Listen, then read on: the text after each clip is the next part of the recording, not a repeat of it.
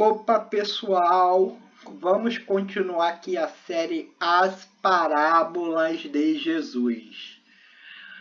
Entender as parábolas é saber como é que você vai caminhar para o reino dos céus. Porque se existe uma entidade aqui que engana o mundo todo e nos cega, não deixa nós entendermos a mensagem de Jesus, como está em 2 Coríntios capítulo 4, eles proíbem de ler as parábolas e de entender. Então, o nosso trabalho aqui, como eu já disse, é nós ensinarmos as parábolas, que só entender a parábola você já sabe quem é a entidade que cega o mundo, que é o próprio Deus de Israel.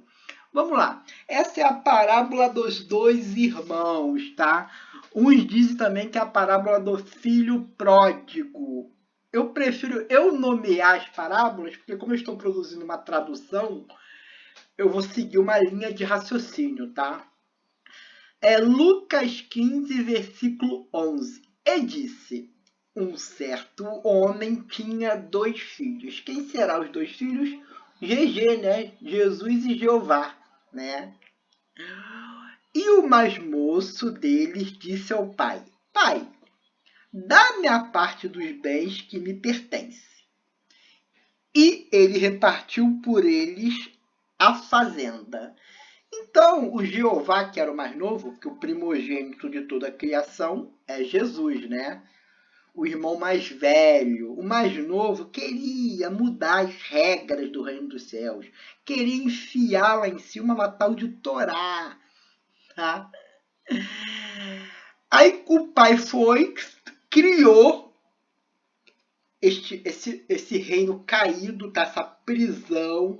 Por isso que Jesus fala que ele vai ter que entregar a chave, porque para você sair de uma prisão você tem que abrir a fechadura. Não sei se vocês estão entendendo. E vamos lá para onde ele cita isso, na parábola dos lavradores maus. Vou só entrar aqui rapidinho nela, para vocês entenderem lá. Ouvi uma parábola, ouvi um homem, pai de família, que plantou uma vinha, circundou-a de um valado e construiu nela um lagar, e edificou uma torre e arrendou-a a uns lavradores. Entregou essa prisão aqui a uns lavradores. Vocês não querem ser Deus? Então serão Deus deste local. Lá vocês podem fazer o que é arrendado, vocês podem mexer na estrutura, você pode destruir os gentios, pode refazer reinos. Se fosse uma locação, não. Locação, se você mexer numa porta, você tem que colocar a porta no lugar. É um arrendamento. Mas isso aqui a gente vai falar em outra parábola, tá? Vamos voltar naquela lá que a gente está falando. E poucos dias depois, o filho mais novo, ajuntando tudo, partiu para uma terra longínqua. Então ele recebeu uma nave, um batimóvel que saiu voando lá de cima até aqui embaixo, e por acaso ele escolheu o Oriente Médio ali para construir a Suméria. Já existia gentios morando. E ali desperdiçou os seus bens, vivendo em libertinagem. Por que ele está falando que aquela entidade... Vamos lá para Gênesis 6. E aconteceu que os homens começaram a multiplicar-se sobre a face da terra e nasceram-se filhas. Então, os gentios, que aqui eles falam que é homens, que já existiam pessoas na terra, já estavam se multiplicando, viram os filhos de Jeová, que as filhas dos homens eram formosas. Então, as gentias, tá? As gentias eram bundudinhas, eram formosas, eram gostosas, e tomaram para si mulheres das que eles escolheram. Então disse Jeová, não concederá o meu espírito para sempre. Essa aqui é uma mentira, tá? Dele, uma causada. Eles fiaram isso aqui, uma causada que a galera já passa dos 120 anos há muito tempo. Tá? Essa aqui é uma geração, tá? Uma geração para o Jeová é 120 anos. Havia naqueles dias caídos na terra, também depois, quando os filhos de Deus entraram a filha dos homens, e dela geraram filhos. Estes seriam os heróis que houve na antiguidade, os homens de Shem. Interessante que aqui a palavra é Shem, tá? Eles botam de fama, tá? Mas deixa isso pra lá. Então, aqui está dizendo que esses anjos formaram uma descendência, que é os homens de Shem, né? Os filhos de Noé, né? Mas não vamos entrar nisso agora, porque a gente vai entender quando. É engraçado lá que a filha de Ló, né? As filhas de Ló, elas embriagaram lá o Ló, só que tinha 2 anjos com abdômen de tanquinho, né? Cabelo claro, de Jeová, que estavam lá, foram atrás dessas mulheres para quê? Para fazer filhos, para fazer um grupo de pessoas. Você acha que elas foram ficar com Jó ou ficaram com aqueles homens tanquinhos da idade delas, aqueles caras sarados, sem camisa, né? Mesma coisa, Gênesis 21. Gênesis 21, versículo 1. E Jeová visitou a Sara, que tinha dito: a Jeová fez a Sara como tinha prometido. Jeová fez o quê? Fez um bolo? Fez exercício com Sara? Fez, sei lá o que mais? Não? Ou fez um filho com Sara? Se reparar, todos. Quando, ou a Sara pro Abraão, não, vai lá pra tenda de Shem, vai estudar a Torá, vai. Eu já tenho compromisso aqui em casa. Vai vir minha amiga aqui em casa hoje, vai lá. Você não gosta de ficar ali na Torá? Vai lá. E concebeu Sara e deu a Abraão um filho na sua velhice. O cara era broxa. Olha lá, vamos lá pro o Jeová cantando, olha lá. Cantando Gênesis 18. Abraão e Sara, na verdade era Abraão, tá? Sara ainda era cocotinha ainda, tá? E pior que eles eram irmãos, tá? Eram muitos velhos e Sara já havia passado da idade de ter filhos, por isso riu por dentro e pensou assim: como poderei ter prazer sexual agora que eu e meu senhor estamos velhos? O Abraão, Jeová, ele não faz mais, não levanta mais, Jeová. Como é que eu vou ter filho? E disse Jeová a Abraão: por que riu a Sara? Por que ela... Ele falou para Abraão, ela Jeová para Abraão: ô Abraão, por que ela tá rindo de tu, cara? Olha lá, na verdade darei à luz ainda estando envelhecido. O próprio Jeová, ele ria da cara de Abraão, ele fez a pergunta para Abraão: que história é essa aí, Abraão? A tua mulher tá falando que você não dá no couro? Fica tranquilo que alguém vai ter que dar no couro aí, tá? Nessa história aqui. Haveria coisa difícil a Jeová? Ao tempo determinado tomarei a ti por esse tempo de vida e Sara terá um filho. Vamos voltar lá para a parábola. Ai, esse Jeová não é mole não. Olha lá, vivendo em libertinagem. O que o Jeová podia fazer? Ele podia descer na terra, ser um Deus, né? Ensinar agricultura, ensinar as pessoas a fazer as coisas, ensinar onde tá, o que está certo e o que está errado. Não. Ele foi em cima da mulherada. E havendo ele gastado tudo, então ele veio com posse, está aqui para baixo, tá? Deve ter quebrado a nave espacial, não sabia consertar. Houve naquela terra uma grande fome. Olha que interessante. E começou a padecer necessidades. Jeová era o rei dos hebreus, tá? Ele é a entidade, assim, um mentor intelectual daquele povo. Ele podia estar ensinando agricultura, a cuidar do gado, para ter comida, a estocar alimento, como o Egito fazia. O Egito era famoso por ter grandes estocagens de alimento, vários povos iam comprar lá com eles. Por isso que eles tinham tanto poder para a época. Tinha uma democracia, eles conseguiam dividir o estado em várias províncias, com vários governadores, tá? Grande fome. Vamos lá para Gênesis 12. Ai. E moveu-se dali para a montanha do lado oriental de Betel e armou sua tenda, tendo Betel ao ocidente e Ai ao oriente. e edificou um altar a Jeová e invocou o nome de Jeová. Então, né, Abraão, né, mas o pessoal tá passando fome, olha lá. Altar tem, comida não tem, quer ver? Depois caminhou Abraão ali para o segundo, ali para o lado sul, e havia fome naquela terra. E desceu Abrão ao Egito para peregrinar ali, por conta a fome era grande na terra. O que ele fez lá? Ora, bem seja que a mulher formosa à vista. O que ele foi? Ele vendeu a mulher para ganhar dinheiro. O maior cafetão da história foi Abrão. Não, era broxa, usou.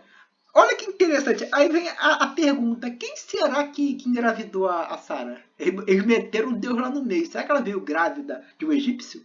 Será que ela veio grávida de um povo lá daquela época? Dos cananeus?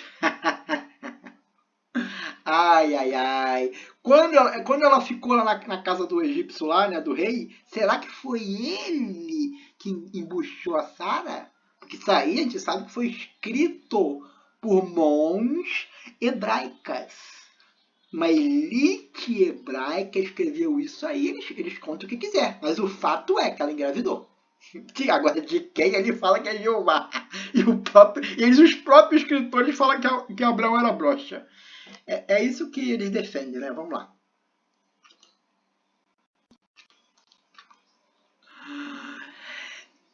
Houve naquela terra uma grande fome e começou a padecer necessidade. Esse Jesus era implacável, hein?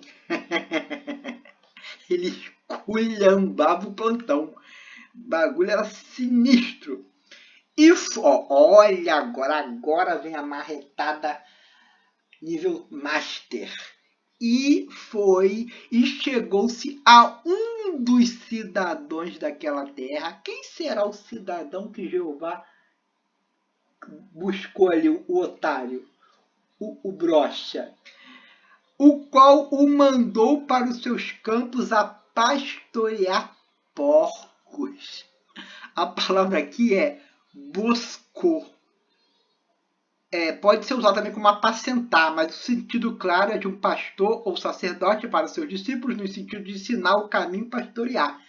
Meu amigo, ele falou que o judaísmo que eles ensinavam é pastorear porcos. Ele esculhambou aqui o que era ensinado dentro das sinagogas. Que o próprio Abraão, né, por fundar essa religião, ele ensinou. Ele está dizendo que aquele cidadão pastoreava ensinamentos porcos. E desejava encher o seu estômago com as bolotas que os porcos comiam. Ô Abraão. Nem comer porcos eles podem, mas eles estavam querendo comer a lavagem, que caraca. E ninguém lhe dava nada. Por quê? Porque era um vagabundo. Tá? Não trabalhava. Queria ganhar dinheiro fazendo guerra, sendo cafetão. E tornando-se disse: quantos locatários de meu pai têm abundância de pão e eu aqui pereço de fome, né? Mano Jeová tá passando fome. Quantos povos que locam essa terra aqui têm abundância e eu tô aqui passando fome? Levantar-me-ei e irei ter com meu pai. Direi: pai, pequei contra o céu e perante ti. Perfeito. Todos nós aqui somos inimigos do pai, por ter caído do reino dos céus. Aí ele começa a mudar para explicar por que. Isso aqui é uma história da queda, tá? Olha lá. Já não sou digno de ser chamado de teu filho. Faze-me como um dos teus locatários.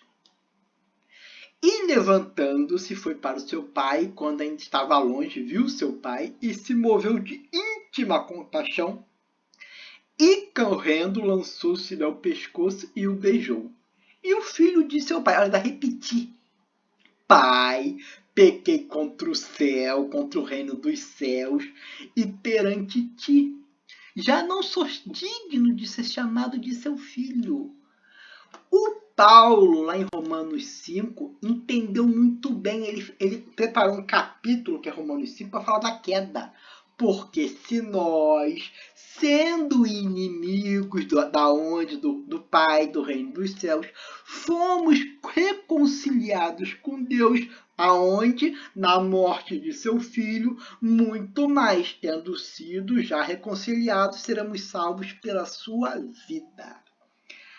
Até Jesus não tinha forma de a gente subir desse reino. A gente ficava pagando a penitência, reencarnando, Jeová aqui fazendo bagunça nesse reino, ensinando religião para os povos, perturbando, fazendo guerra, ensinando lá. Em todos os povos tem uma insinuação ao dragão, né? De uma forma, né? Por isso que os índios, os hebreus, todos eles faziam canibalismo, né? Mas vamos voltar lá. Pecamos contra o reino dos céus, nós somos inimigos, nós estamos aqui presos aqui embaixo, nós queremos voltar, Pai. Mas o Pai disse aos seus servos: trazei depressa a melhor roupa. Ó, Pai, esse é o Pai, o pensamento do Pai. Vestilho e ponde-lhe um anel na mão e alparcas nos pés. E trazei um bezerro cevado e matai e comamos e alegremos-nos. Porque este meu filho estava morto e reviveu, tinha se perdido e foi achado, e começaram a se alegrar. O pai, totalmente diferente daquela entidade, uma pessoa que conhece a verdade vale mais. Você reconciliar uma pessoa perdida vale mais do que 99 salvas. Quando você acha uma dracma perdida, que estava perdida, e você mostra-lhe a verdade, mostra daqui que eu estou mostrando, mostra as parábolas, combinações, a festa nos céus. Porque aquela pessoa tem grande chance de voltar para o colo do Pai. Tá? E largar este mundo que foi feito porque nós brigamos lá em cima. O que o Pai poderia ter feito? Podia ter acabado com a existência de todo mundo. Podia simplesmente apagar a nossa existência. Mas o que ele fez? Ele deu uma segunda chance. E não foi segunda, é terceira, quarta, quinta. Porque a gente reencarna ainda. Quando a gente morre, tem um julgamento final sobre a gente. Eu acredito que a gente vai ser perguntado certas coisas sobre esse mundo, quem é o Deus desse mundo. E se você falar que ele é o Pai de Jesus, aí você volta para cá.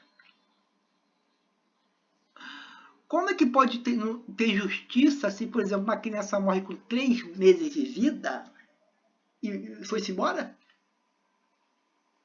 Né? Uma criança, ou então vive de várias formas aí que não tem jeito de viver, não vai ter. Meu amigo, esse mundo aqui vai ficar vivendo, a pessoa vai ficar reencarnando, até você conseguir vencer o juízo final e voltar para o Pai. Isso que está escrito nessa parábola. Tá? E ele, lá em cima, ele esculhamba com Jeová, mostrando quais foram os atos dele aqui nessa terra. Em vez de ele estar ensinando, prosperando o povo, dando equidade, não, ele fez tudo errado.